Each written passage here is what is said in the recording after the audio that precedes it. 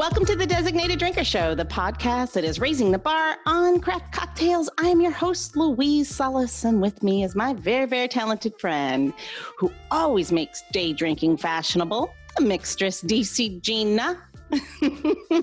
Hi, Louise. Hi, Gina. Virtual hug for you. Yes, I heard this is a thing now. You have to do this. Oh, is that it?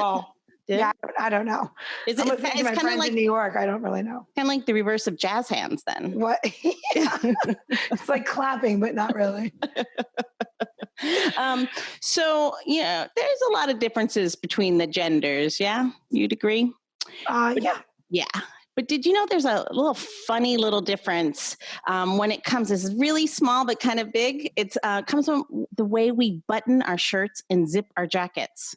Do you know that on a men's shirt, the buttons are typically on the right, and for women, on the left? And there's not any real one answer or like they know for sure, but there's some theories out there. They're nothing but theories. And one goes back, I'm going to take you back in time. Of course, I always do. I'm ready. Get that drink. That's vodka, folks. No, for one. So one reason why men's shirts may button on the right actually goes back to days of yore, of course, and it has to do with shirts were wealthy men, wealthy, had shirts that came with weaponry, like a place to keep your weapon. So a knife or a sword, for instance, your dominant hand, your right hand, you'd need your left hand could unbutton your shirt, but obviously your knife or your sword had to be in your right hand. Same thing came when it was guns. It was the exact same thing. The dominant hand played the role. So why women on the left? This is kind of interesting. I'll jump ahead a little bit in time. Well, again, it has to do with the cost of buttons. Buttons were very expensive, so only the wealthiest of people, women especially, had clothing that had buttons. And did those wealthy women dress themselves? Oh, no. They were dressed by their maids. So they would be standing in front of said woman and buttoning their shirt. So that's why they're on the opposite side, because it wasn't meant for the wearer to button. It was meant for those maids to actually button her dress. Like, I love that and hate that. Like, I love it. And then I'm like, do I hate it? And then I'm thinking, would I like somebody to dress me in the morning? Yeah. Yeah. And then why don't they figure that out for kids' clothes? Because that would make it a lot easier. I go on about this one. Move on. Go ahead. Couldn't you just use Velcro? I mean, that's my different job. There you go. That's nighttime, folks. All right. So now that I got your appetite all wet for fashion knowledge, let me introduce today's designated drinker, and it will make total sense my going-ons about buttons. She is none other than the digital influencer, blogger, model. It is the blonde in the district herself, Dani Sauter. Welcome to the show, Dani. Thank you. Thank you so much for having me. This is so exciting. Good. Look at you. You're so beautiful. Oh, thank you. As are you ladies. So stunning. This is just your normal. You wake up and look like this every day. Is that what it is? No, I actually got ready for you ladies today. This quarantine has me literally like sweatpants and chill like most days. So it felt really good to get dressed up and do my hair and do makeup and put on something fun. Absolutely. It is kind of funny. I had to run some errands and actually ran over and missed Gina. I needed to drop something off to her, but I was so excited. I got up and I was like, oh, I'm going to shower. I'm going to do my hair and put some clothes on. And really, I ran to Janice, who's our producer. I ran to her house and I ran to Gina's restaurant. And really, these are just mere errand running. That's all it was. But I was very excited. Hair was done, makeup. Yeah. Oh, yeah. It's like a fashion show going to Trader Joe's now. It's like for Target. Like just get done up and just walk the aisles. In your own mind, you're on the fashion runway. Yeah, for sure. There's like, sexy music playing and you're just strutting down. In your own head. That's exactly all the time. I mean, you're like, I'll pick this laundry detergent. I mean, There you go. Do like a twirl. Hey, the world is our runway, you guys. So, may as well make the best of it. I love that. I think we need more of that in, the news, maybe just a little bit to lighten the load, because every day it just gets a little bit more dreary and unsure and uncertain and silly. Yeah. It's awful. It's really terrible. and it's not just the effect of like, you know, people getting sick. It's like people without jobs. And I know, you know, Dina, especially like the restaurant industry, I know is like struggling. So I've been trying to support, you know, local businesses as much as I can, because I think that's so important during this time. I saw that. I follow Blonde in the District, and if you're listening to this, you should too. It's actually she's actually very funny and keeps you really in the know of what's going on. One of my favorite things is that she went to a place in Alexandria called People's Drug, and we had them on our show. Gunshot. I love People's Drug. Yep. And I was laughing because I'm like, she's getting this pickup, and I'm thinking to myself, I'm like, what would I get? I think I'm going to get, and I was just, you know, it's nice to see, like, everyone can't go everywhere during this time, but you got to go to your local, and like, you know, your haunt is like, you know, your place, right? But then like, I've been to your place, and maybe you've been to like, you know, my place. Yes. And it's just nice to see it because like you miss it. Yep. Oh, for sure. The socialness of it. I crave that's like the sociability. Like, I don't even know if it's the drinking with somebody else or having you in my, it's just the interaction I miss. Well, you know me. What about you? You know me, Gina. I'm always in those places. I'm never talking to a stranger. I meet half the bar if I'm there. Yeah. I can't help myself. I'm terrible. Do you want to talk to me? You don't want to talk to me? It's okay. I'll just keep talking until you talk to me. So you either move seats or talk to me. It's up to you. Yeah. Right? Amazing. It's totally it. It's crazy. Zoom only goes so far. I mean, it's at least we have good technology now, you know? So we can all stay in touch. Could you imagine if we didn't have smartphones or laptop computer, like laptop, you know what I mean? Like we used to have desktops and stuff. Could you imagine having to do this like back, I don't know, even 10 years ago? No, we couldn't. We could not do this 10 years ago. Yeah. When I first started freelancing, a lot of my clients were still in Hawaii, and I would have to do presentations. And of course, you'd want to present the creative to them and in like a conference like this. And it was always terrible. It never worked out. The old technology just never worked. It would never connect, or it was so slow. So yeah, we should be thankful. At least we've got this, right? Yes. Yes. So I saw you, speaking of Old Town Alexandria, I saw that you posted also from UPS, which made me laugh. Tell me about that getup. So my husband and I own the UPS store in Old Town Alexandria. And a friend of mine he's, you know, another creative friend, he owns a graphic design company. He found this image, and it was of a girl in like orange bubble wrap, like on a street in New York City. And he's like, you got to do this. And I was like, this is amazing, but like, where am I gonna get bubble wrap and do? And I was like, duh, my husband and I own a shipping business. I have tons of bubble wrap. So I made my husband order pink bubble wrap. And the photographer I work with, Ariel, she and I literally made a bubble wrap dress.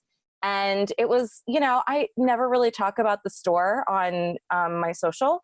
And I was like, you know what, I should do a plug for the store. Like, why not? I need to, you know, support my husband and I's own business, you know? Yep. So we did that, and it was a lot of fun. We had like packing peanuts, you know, there's some with like all over, and we shot it like really early on a Sunday morning before the store opened. And like 20 minutes before the store opened, we were on our hands and knees with tape, picking up like all the packing peanuts because we had like crushed them from like walking on them.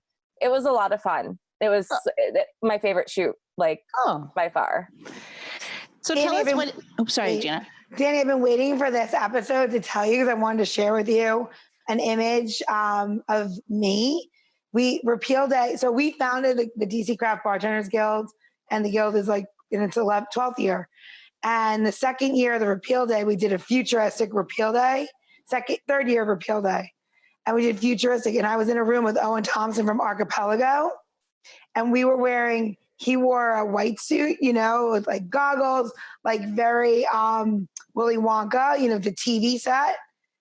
My entire dress was made out of bubble wrap. Yes, I love it. And it was taped together. Each seam was taped together with duct tape, like the gray duct tape. And they taped me into the dress. Yes. And I worked an entire bartending shift in the dress. Oh my God. And I've never had more blisters on my entire body because it was so hot from rubbing. Oh my gosh, I sweating. never thought of, I shot in the winter, so I didn't experience that. But I was dying. I was like, but when I saw that, I was like, it was so beautiful the way that you did it. And I'm thinking to myself, I'm like, we wore pink wigs and it was crazy town. I'm like, I have to give her this image because it's so funny. Cause like we didn't do that. Like we never, like that wasn't our intention. Our intention was to like make it like that was all that's available and you wrapped yourself up in garbage in the future. And it was all about like sex and garbage and drugs and alcohol. And it was just really seedy. And then you had this beautiful, like, I don't know, like just whimsical. And I loved it. So it was like such a good opposite, amazing thing. I love that. So it was like real safe sex. I mean, literally very safe sex wrapped in bubble wrap. Yeah. But then my vision of like what I think the world looks like in the year 3000 is you're wearing garbage. So then you have to put it together creatively. That's fun. That's yeah. So, yeah. I want to see that photo. Yes. I will send it right after this. Isn't it crazy too? Like what goes into like the behind the scenes of like photos and things like that, or like of your costume, you're like, I had blisters all over, and like people don't see that side of it. They only see the outcome, you know, they don't see the other side. I think it's always so funny to watch like or hear stories about outfits and or photo shoots, you know, things like that. And I don't know how many times as a creative director you would tape somebody into their clothes. Like you could only shoot from one direction because if you saw the backside, it was either too big or too small. And it was like literally taped to the person's body. And who knew what kind of blisters they were having afterward after you ripped off all that duct tape off their body. But yeah. Like, sorry, we're going to give you a wax too while we're here. Yeah, free waxing. Waxing from duct tape. Duct tape hurts. People that are into that, like sexually, it hurts. Oh my God. You know, I can't even imagine. That is not, no. That's a whole thing. There's a lot of people who like some odd things. So let's talk about not odd things. Dani, how did you become? No, I think it's fun. It's so much fun. How did you? I was just trying to figure out a way to segue this, and it was a choppy attempt at best. Tell us about how you became a fashion blogger. I mean, like, where did this happen? When did this all start for you? So, back in the day, probably, oh gosh, back in the day, I'll just say back in the day, I had a makeup blog. And it did really well, but I was working so much at the time and traveling like 80% of the time for my job that I just didn't have the time to keep it going. So I decided to shut it off. And I ended up going to another job, and the job, it was like one of those jobs that you think you're like, oh my gosh, this seems too good to be true.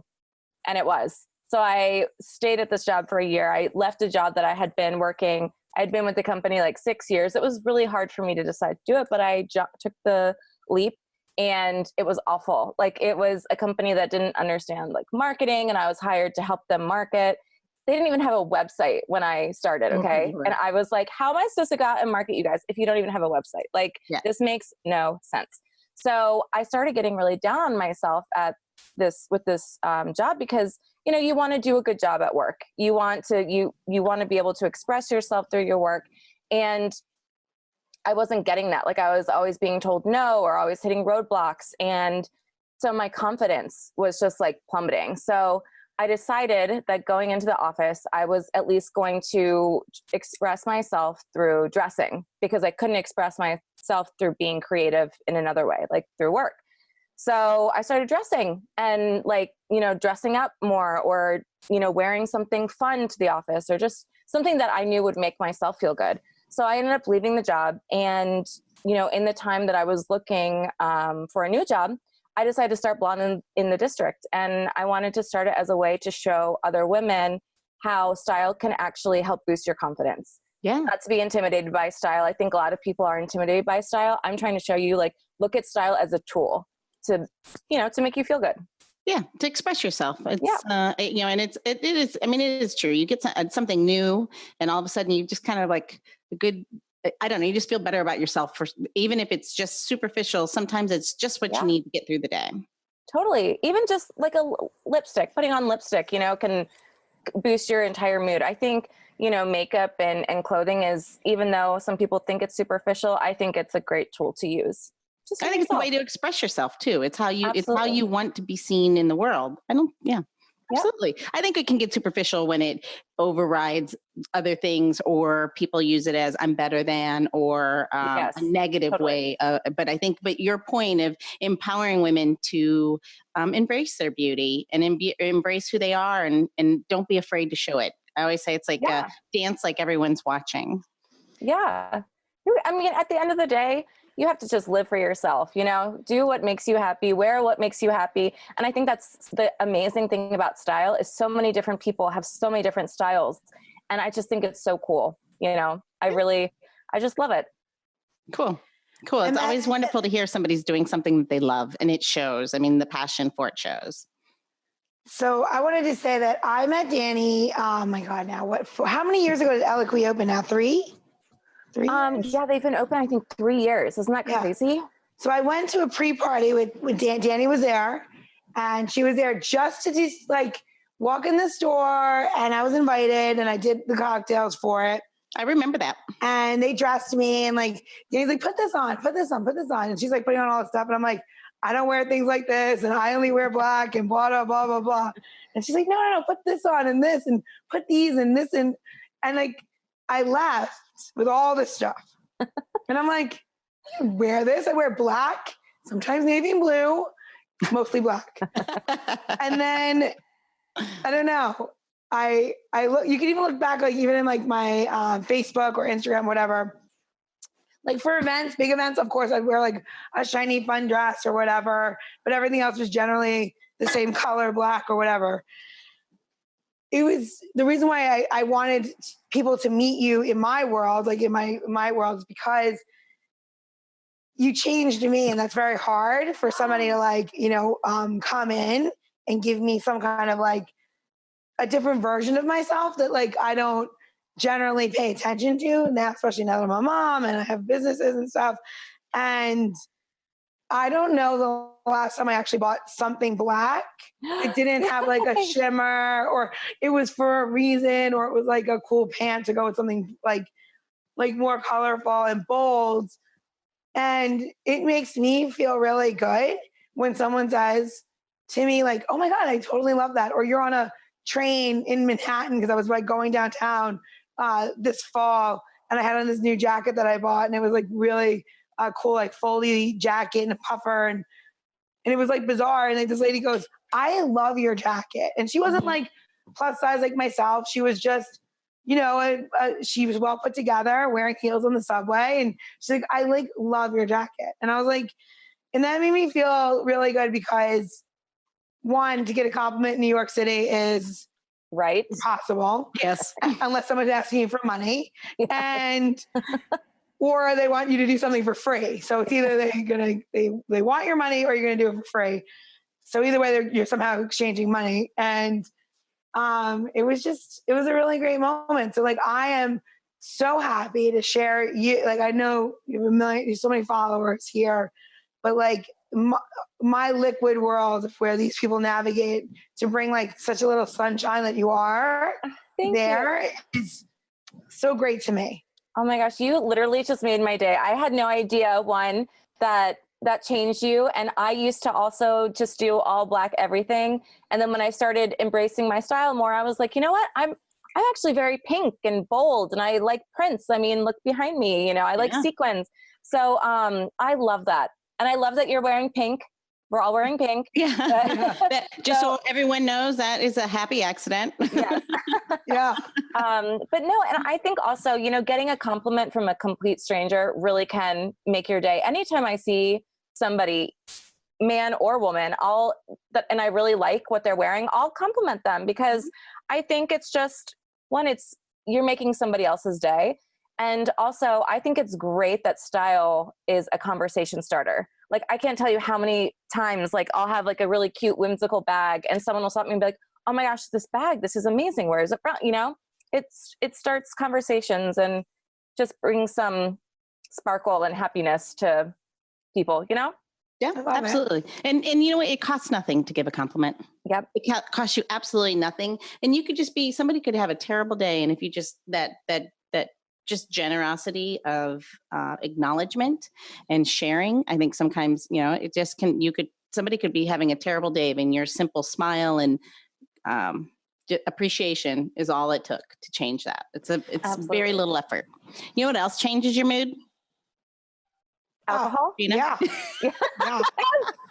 Let's do it. Let's do a drink.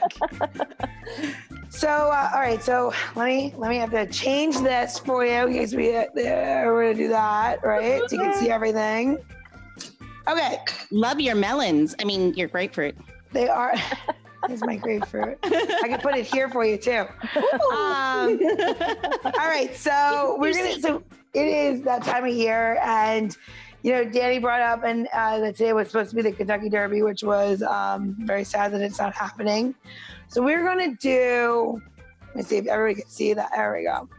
So we're going to do a crush style cocktail. It is not technically, it's more of a cobbler, and a julep could be technically a cobbler as well if you added some sort of fruit to it and the spirit. So what goes into a cobbler in general is just something crushed up in the bottom.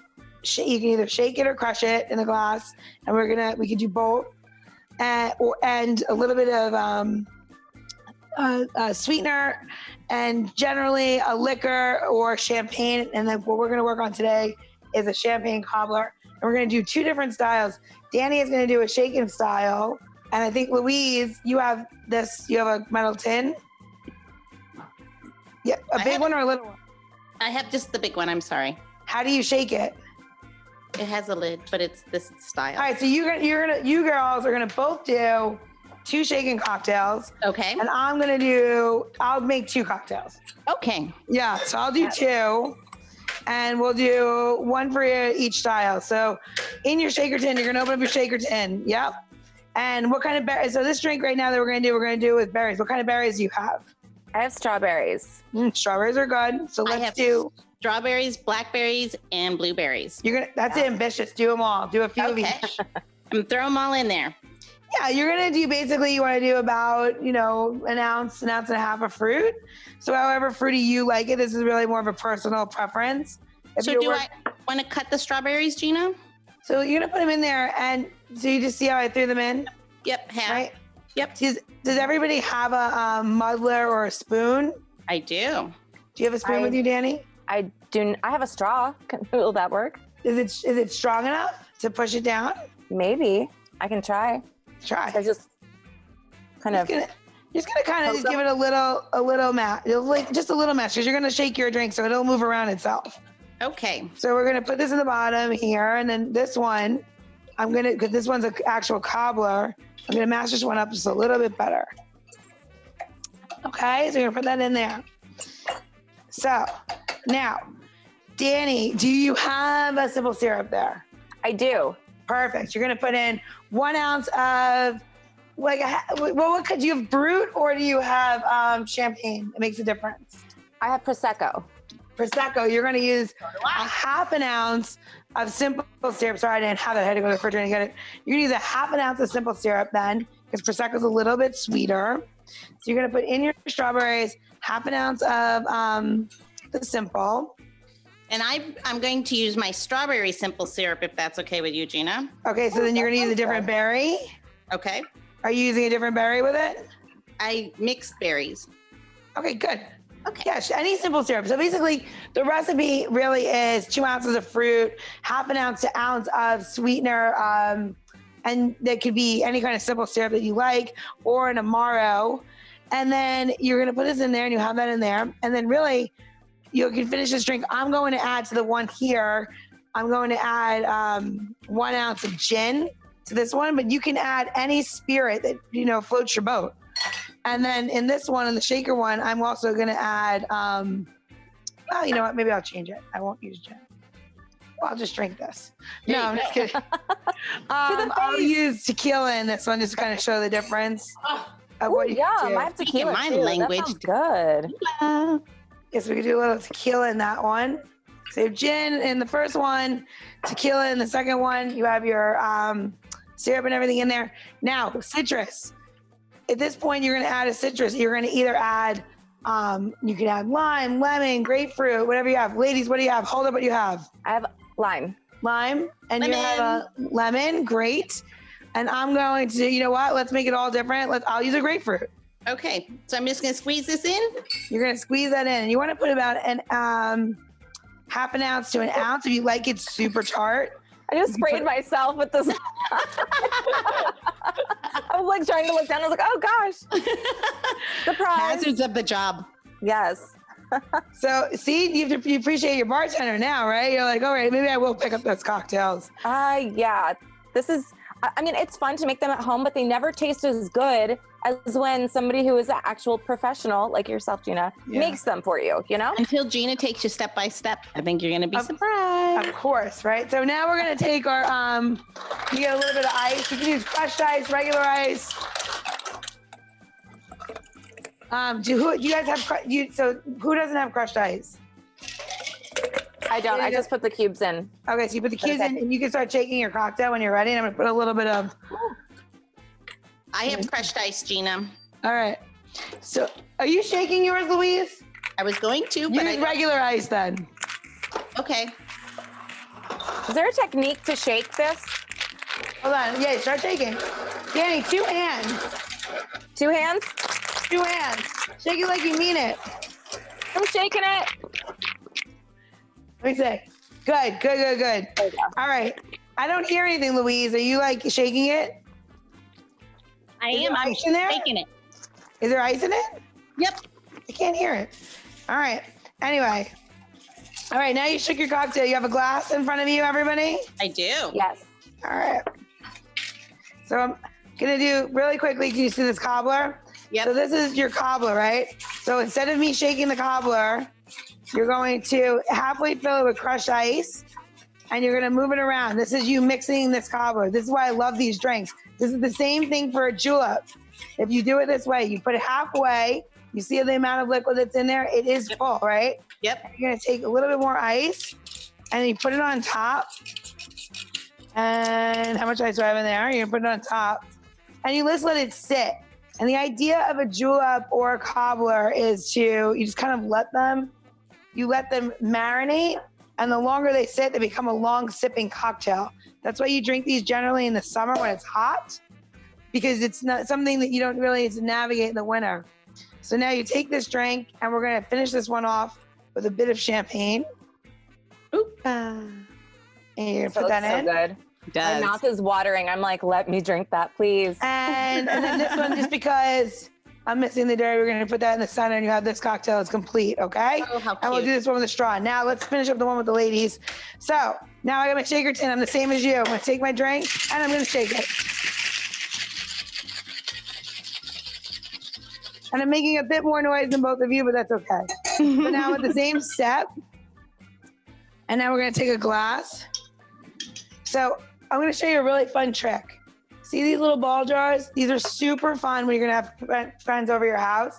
Or if you want to make a whole bunch of these during COVID and you want to have this in your refrigerator, you can go to this step that we just did, shake this drink, leave this in a little mason jar, and we're going to strain it. Now, you could double strain it or regular strain it. I'm just going to double strain it just because.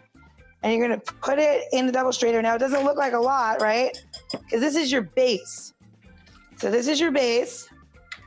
Now it's in there, right? We can all see the little base. Mm-hmm. So now you could take this, put the lid on it, make 5 of these, put this in your refrigerator, have it sitting there. And then when you're ready, because your kids are driving you crazy, you're done with your spouse, you're finished with your Zoom work, you can't believe today is the day, and you're home by yourself, there is no reason why you can't have a garnish. So you're gonna put a little garnish on there. And then you are going to take your champagne. Now I always say you want to put about double the amount. And then if you're having woo, I love That it. is the best sound in the world. I'm sorry, but is there a better sound than hearing a bottle of champagne open? No. That actually did scare the hell out of me. So you're having a regular champagne drink. You're going to double the amount. You want a little bit drier. You're going to put just about another ounce on top of that. So now the reason why you put your berry on there, did you see it rose to the top but didn't spill? Yep. Because it stops it. Ah. Because of the bearing? Yeah, well, anything will do it. A lemon, a lime, something else. And then there you have it. You have your quarantine champagne. Sure enough, I did it just to see. You're right. So cute. I like how everyone's colors are different. Cheers. Cheers. I love that it's kind of tingly on my nose still because the bubbles are coming up. And now each one of ours are different because I have grapefruit, strawberry, and gin in this one. I mean, tequila. Sorry, tequila. And that's it. So I will 100% post everything I just said, if you didn't catch that, at designateddrinker.show. What was that address? It is designateddrinker.show. And I'll give you the equation, how to do this, how to marry it a little, up with whatever in your refrigerator, bar, dribbles, drabs, or whatever you're drinking these days. Well, that's a great way. Honestly, I mean, it's a great cocktail. It's so good, so delicious. So good. But I like that there's to your point, it's depending on your own flavor profile. So if you want a little sweeter, you're at, a little more fruit. Are you looking for a drier? And so, Gina, tell me the difference. So I had Prosecco, Dani had Prosecco, you poured champagne. How does that differ? And, dry. So basically levels of dryness and sweetness. So you have to remember your own palate at that point. You have to say, don't add too much sweet, don't add too much simple syrup then, because the Prosecco is sweet on its own. You do need a little bit though to combat the, basically it just balances it out. Prosecco, even Prosecco, champagne, or any of those things, they are very acidic. Gotcha. And you want to have it to be a longer cocktail. If you want just champagne, you just put champagne. But so classic is berries and champagne. It doesn't get more typical French fashion than just a bowl of strawberries and champagne for sure.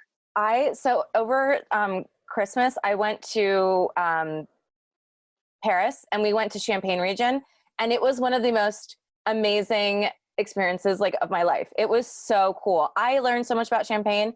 And I'm I drink champagne all the time. How did I not know half of this? It was so cool. So I highly recommend it. If anyone likes champagne, go visit the region for yourself.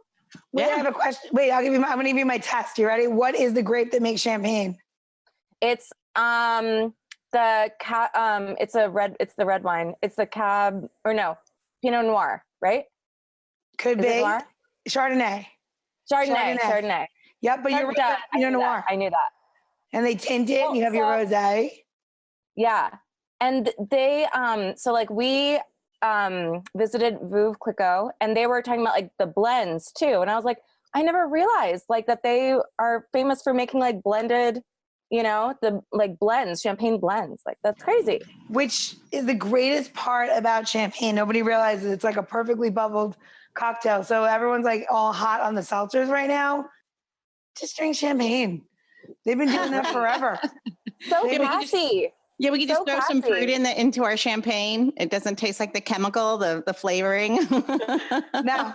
And if you get a good vintage champagne, it should have a nice little apple effervescence to it. That's what you have your difference between a non-vintage year and a vintage year.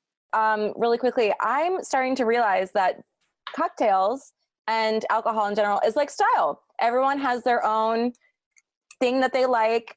And again, you buy what you can afford in terms of style. It's the same thing with alcohol. So they're like this. Yes. But question is, what are your hangover remedies? Ooh, I got a good one. You do? Please tell me, because these quarantine hangovers have been no joke, for real. All right. So 2 things. One, you can go the natural route, right? And it's going to sound completely insane, but just follow me. Tell me. I'll do anything. So depending on what you drank, you want to in the next morning, wake up, and you're definitely a glass of water is always the best thing in the world. And it's going to sound ridiculous. Apple juice, real apple juice, not apple juice that's in aisle 5 in your grocery store. Apples juice, 2 ounces of apple juice, or basically, 1.5 apples makes 2 ounces of apple juice. You just take a quick shot of that. And if you have ginger, mix that in there. Heaven. If you want I need to buy a juicer is what you're saying. And a lot of apples. You can do it in a blender. Do it in a blender. I didn't think about that. Yeah, you just strain it. Do it in a blender and strain it, and that's it.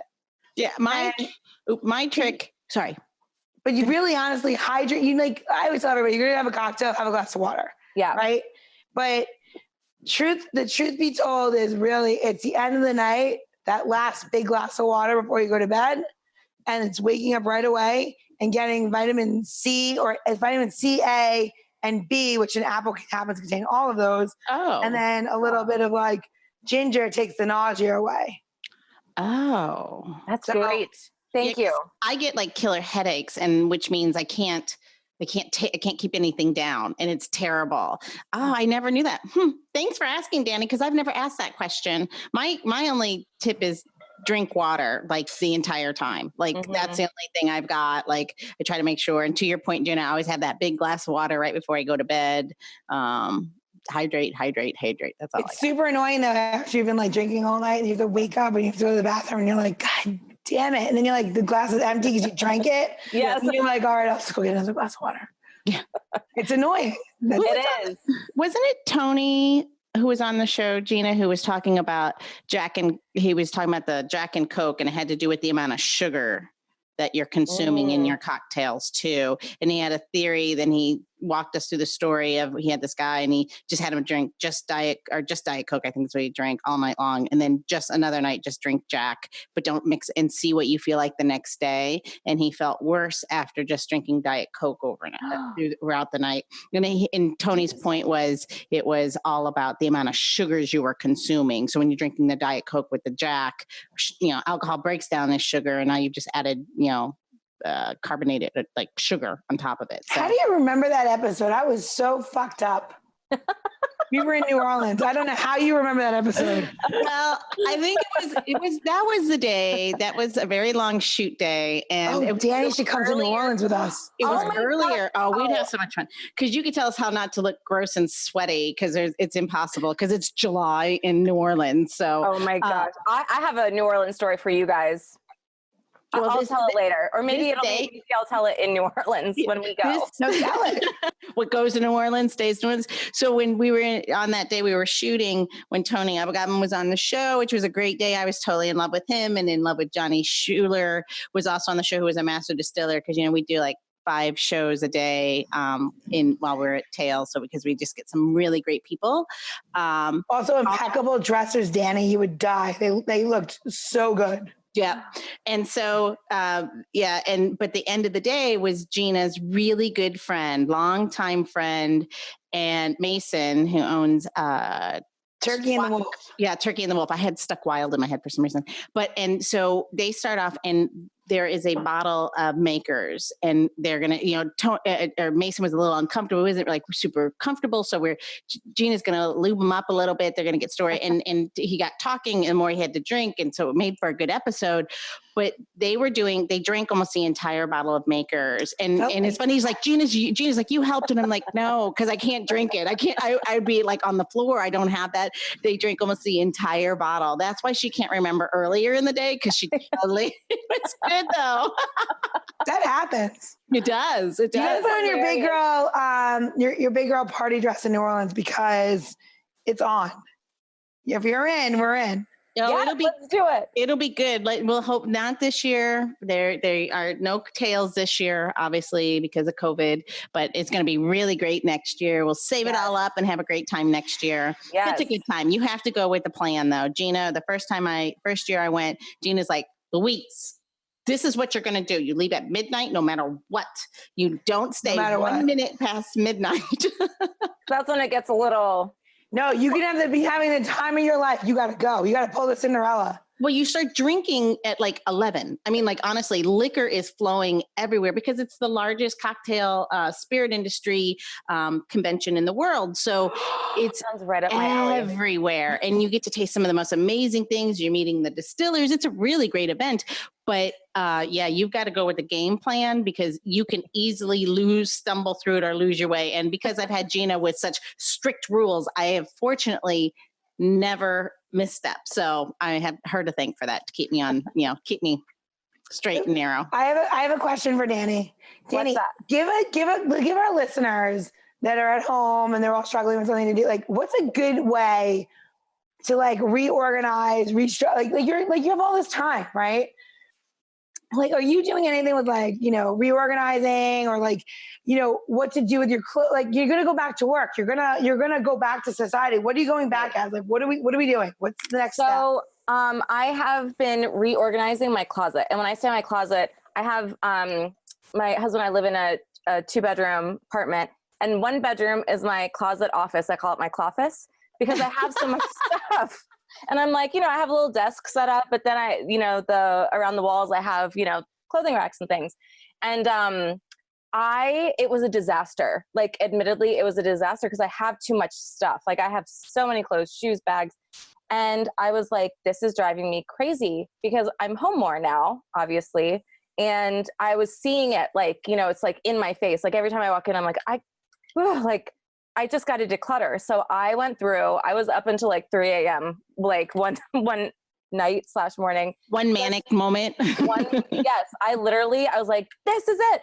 And I just went in and like cleaned out a bunch of stuff. I consigned stuff. I actually had an online consignment sale with a local consignment shop in DC earlier this week, and it went really well. And I was like, good. I'm glad that like other people are going to use these clothing or or accessories, whatever, and it's going to bring some happiness to them and make me give me more peace of mind. So in terms of organizing, I am not an organized person, you guys. Like so I think just when I always get like struck with like a mood, I'm like, I have to do this now. I just roll with it. Like just go, and I don't know. That's my best advice. What do you think the new post-COVID look's going to be besides getting your hair colored? Because like myself, like what is so bad? I mean, give some advice to those listening that are like at home going, you know, everyone's going to have to like make a decision. Like, are you going to go and see your waxer or get a waxer because you can't believe that you haven't been waxed? Or are you getting your hair done? Or are you cutting all your hair off because now it's too long and shaggy? Like what do you think the next trend is going to be now? We're going to roll right into summer. So where are we at? For me personally, it's going to be hair. Like, guys, I have an image I have to maintain, and this, I can't change my blog name to brunette in the district, like it's too much invested. So for me, it's going to be hair. And I feel like so many women and men are with me on that. Like it's definitely the hair, but I think I've been seeing a lot of people doing like at home, like coloring their hair with like the color shampoos and stuff, and like coloring their hair purple or like, a fun color to like get them through. So in terms of like COVID hair trends, I feel like that's something, and you can do it at home with a color shampoo. It's so easy, and I got very lucky. My stylist brought me color. But because my hair is dark, but what I'm combating is the grays, and it was really, really bad. I was like, it was terrible. Like we were doing like video, like even if my meetings, like my board meetings I'm sitting in, all I can see is that gray halo because it was just getting so thick and running rampant. So he dropped me off. He dropped off color. It's salon color, and it's based on the color. I don't have highlights anymore, but I also don't have gray lights either. Hey, this is a trying time. It's like, whatever, like if the grays need to be gone, the grays need to be gone. Color you can get later. Yeah. So yeah, I really think hair is going to be the next trend. And like nails, like I've been painting my own nails. Like this is really difficult. And even like Botox, I'm like, I'm up for my Botox appointment. When am I going to be able to go in and get fixed, and waxing everything? Can you talk about Botox? Because like, I love that you talk about it openly. Yeah. Like I'm going to say it. I'm in my 40s now. Right. And I have been thinking like, I would like some Botox, I think. And I am like, I'm afraid. I'm not going to lie. I'm like completely petrified. I do it. And then 100%, I can either not do it, or I wind up looking like Jack Nicholson from The Joker. Can you talk to me about it, please? Yes. So I was petrified to try Botox, anything. Honestly, I really was. And I held off on it. And actually, I was a little judgmental of people who did it. And I was like, why would you do that? And then I had the opportunity to work with a local brand here. And I was like, you know what? Why don't I just try it? I'm going to try it. I'm intrigued. I want to try it for myself so that I can make my own judgment of what it is and if I like it or not. So I did like my forehead here, and then I did filler in my lips and like here on my chin lines. It's called Muppet lines. And I'll be honest with you, at first I walked out of the office and I was like, what the F did I just do? Like my lips were like out to here, like literally Goldie Hawn, in First Wives Club when she's like, yeah. yes, I was literally like, what did I do to myself? You're sore. But everything like settled in and I was like, wow, like this is amazing. My skin looked amazing. Like my forehead was like shiny in a really good way and looked so smooth. And I love it. So now I'm like hooked, and it's something I think a lot of people think also that, you're not going to look like the Joker. Like you can do something, it's going to enhance you. It's not going to change the way you look. Go to a reputable style, like salon. Yeah. Like a good place. Almost knocked over the Prosecco. That would be a really bad day. I think that's something I want to do it. Like I almost feel like I have to like be handheld. I don't know. Oh, I was sweating. I was like sweating through my dress when I like went in. I was like, oh, like I got up and there, this like sweat stains on the chair. And I was like, okay, like I was so scared. I was so nervous, but it was fine. So maybe you should have had the Botox is for sweating as well. Like I know people who have like the hand, like, so what it does, it really wasn't meant for facial things. But what it does is, but that was a byproduct, right? So like people who have like incredibly sweaty hands or like sweat profusely, they actually use Botox to, I guess what it does is it basically deadens the nerves, right? So it stops that from happening. So that's another reason. So maybe you should have been like, I need this on my arse too. Yeah. Can you do my entire back? And yeah. Yeah, a lot of people get it in their armpits, so like they don't, sweat or anything like that too. But I mean, it's up to everybody. If you are not about that life, no judgment. If you are intrigued, I say try it. Go to some place that's good and that or someone refers you. But yeah, just try it once. It's not permanent, so it'll wear off. So let me ask you another question.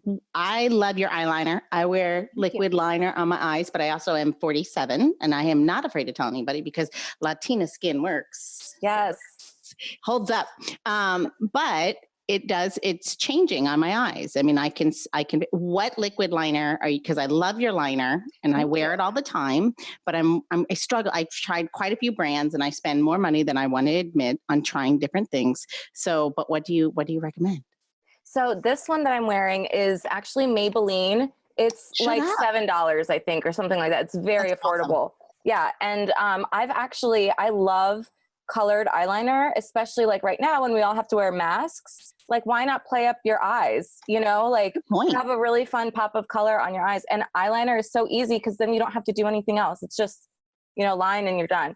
So this one is Maybelline. I have one from Kat Von D also. Yep. It's like a bright electric blue and it's really pretty but really hard to apply. So I recommend the Maybelline one. It's just a liquid, like a little tube, and it comes in like all colors. That's great. I mean, and that's like you said, it's $7 over the counter. I always find the over the counter ones most challenging because there's no one, you can't test the product before you know. So that's great to know. That's a good hidden secret. That's such a good idea. Yeah, or like put some glitter on your eyes and mascara. Just something fun since the rest of our now in public, the rest of our face is hidden except our eyes. So play it up. I have another Goldie Hawn reference now, right from that. Remember what movie was that when she was she went to the Arabic country and she had like her eyes, it was on the poster. Oh my God, what movie is that? I feel like I envision what you're. She was on the big poster and she had the black mask on and just her eyes, they were super dark. With the blue eyes. Nabayan. Oh, I don't know. Oh my God. It wasn't like Benjamin. It was, damn it. Okay. So anyway, folks, just so you know, we'll put this on the website. You're so intrigued. I wish Goldie Hawn listened to the show. Oh, I love Goldie Hawn. Oh my gosh. I love her so much. She's a mood, like always. Absolutely. Especially in First Wives Club. So in case I'm doing a little housekeeping right now, in case you want to, of course, if to get this recipe and Gina's many, many tips and tricks on how to make a really beautiful cocktail for the midday, it's perfect for day drinking. As you can see, it's daytime and we're drinking and having a great time doing it. And if Cheers. you watch this Zoom, good luck with my hair. Yeah, well, it's you know. So so you're going to go to designateddrinker.show. Gina, what was that? What was that? One more time, designateddrinker.show. Absolutely. So you get all of Gina's ticks. I hope she doesn't have ticks. I mean, my ticks. Campaign's working.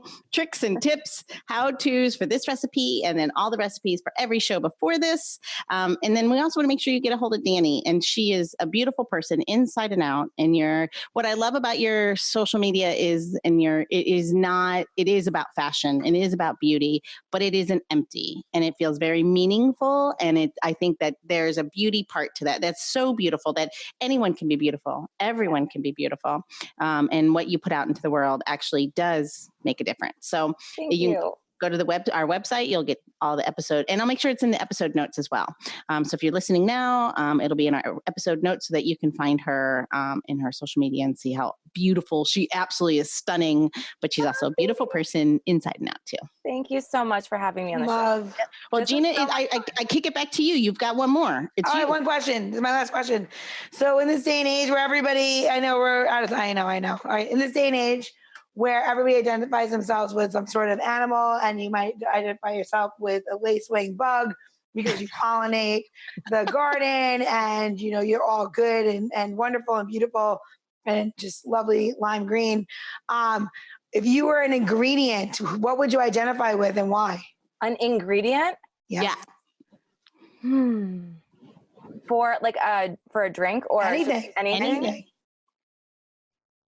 Oh my gosh, this is a great question. I have never been asked something like this. An ingredient. I feel like maybe I'll say bitter because it's like so I'm a Gemini. So I'm like I have that like soft side, but also that kind of like edginess side. So I feel like the name bitter, but then you try it and it can be sweet too. I guess I'll say that. I love it. There you That's go. a great answer. Yeah. Perfect. All right, ladies, go out and spread beauty in the world. Cheers. I think both of you do that very easily. Cheers. Thank you. Cheers. Thank you so much. Bye-bye. Take care. The Designated Drinker Show is produced by Missing Link, a podcast media company dedicated to connecting people to intelligent, engaging, and informative content. Missing Link is a proud partner of Hearing Charities of America, a nonprofit organization that supports those who are deaf or hard of hearing. To learn more about HCOA or to find out about Missing Link's other podcasts, head over to missinglink.company. That's missinglink.company.